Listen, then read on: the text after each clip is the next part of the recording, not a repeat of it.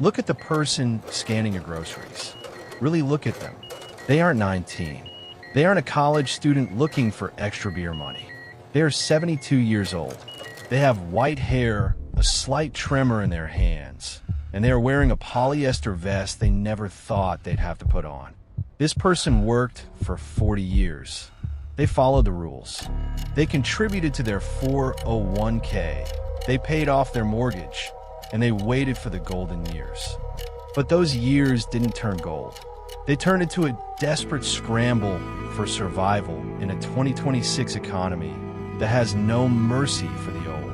The American dream of retirement is officially dead. It wasn't killed by a single event. It was strangled over 30 years by a system that shifted all the risk from the employer to the individual and then let inflation eat the individual alive. In 1996, 30 years ago, $1 million was a king's ransom. You could park that in a bond, live off the interest, and travel the world. Today, in mid-2026, $1 million is a precarious safety net that might last you 8 years if you're lucky and don't get sick. The math has become a nightmare. We were told that if we saved 10 or 15% of our income, we'd be fine. But that advice was born in a world where a house cost 3 times your salary. Today, that ratio is closer to 10. We're living through the great retirement mirage.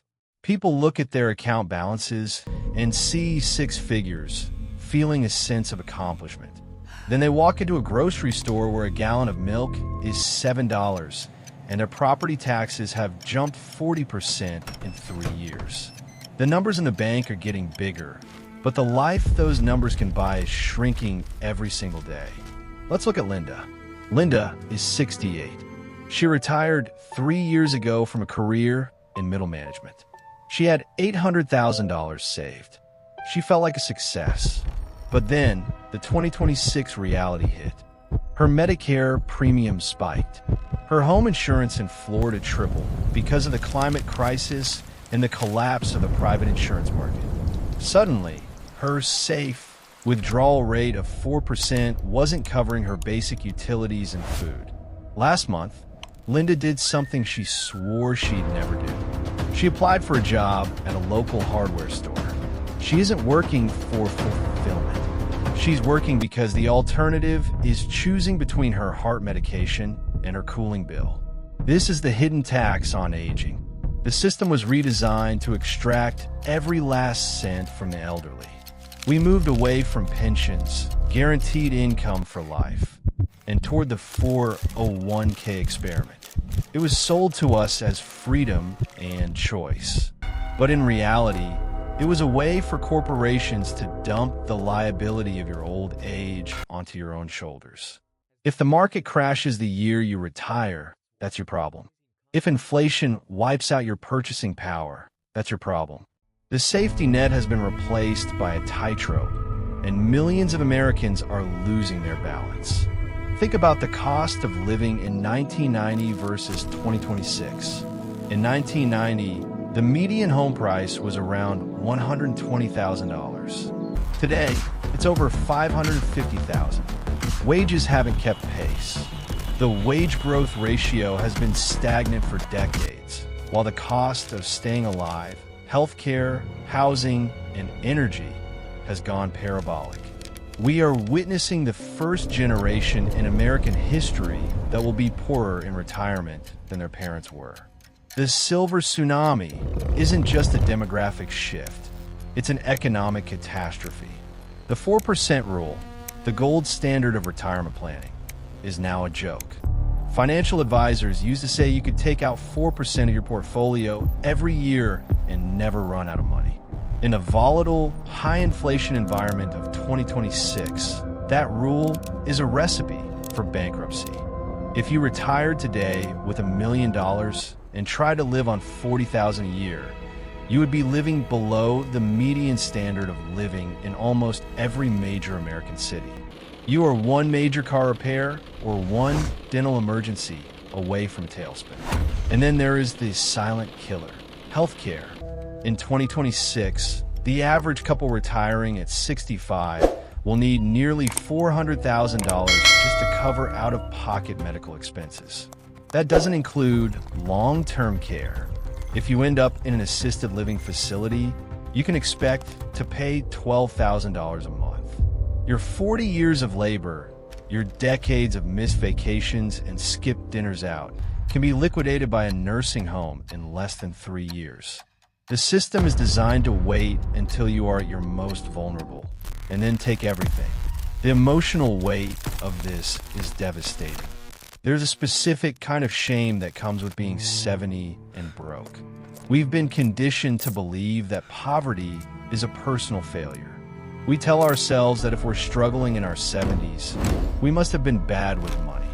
But how can you be good with money when the value of that money is being intentionally eroded?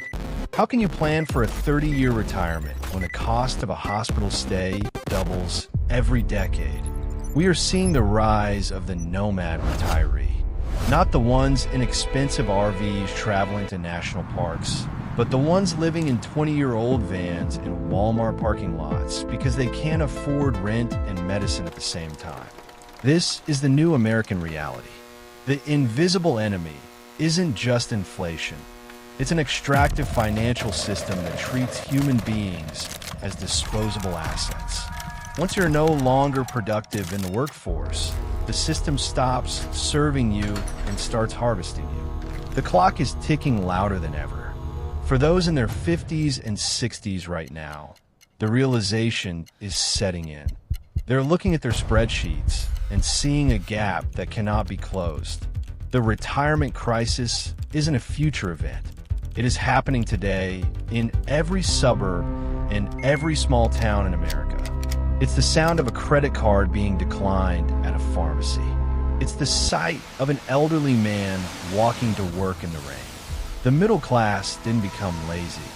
The value of labor was engineered to collapse. We traded the security of the many for the massive gains of the few, and the bill has finally come due. We were told to invest in the market, but the market doesn't care about your grocery bill. We were told to buy a home, but the bank owns the equity until the day you die. The paycheck got bigger over the years, but the life behind it got smaller and smaller. So, why did they end up broke? Because the game was rigged from the start. The 401k was never meant to be your primary source of income. It was meant to be a supplement. But as pensions vanished, it became the only thing left. And a volatile stock market is a terrible foundation for a human life. We are living through a period of economic horror, where the reward for a lifetime of work is a struggle for the basic necessities of existence. As we move further into 2026, the divide will only grow. Those with massive assets will survive, while those who simply saved will be left behind.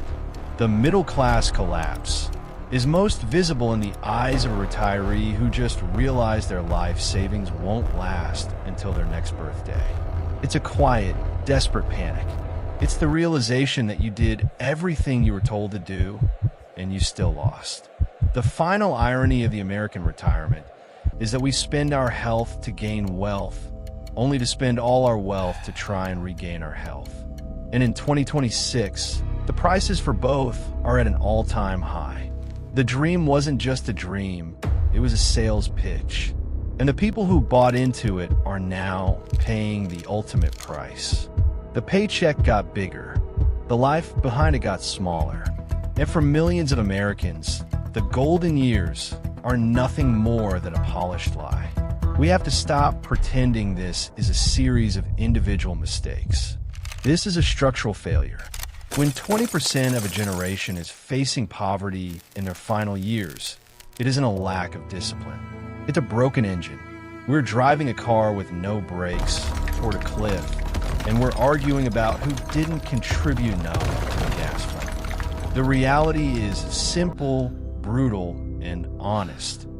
In 2026, the cost of being old in America has officially exceeded the price of a lifetime of work. The math no longer works. The dream has been liquidated, and the person scanning your groceries at 72 years old is the only honest reflection of the American economy we have left. Disclaimer: This is not financial advice.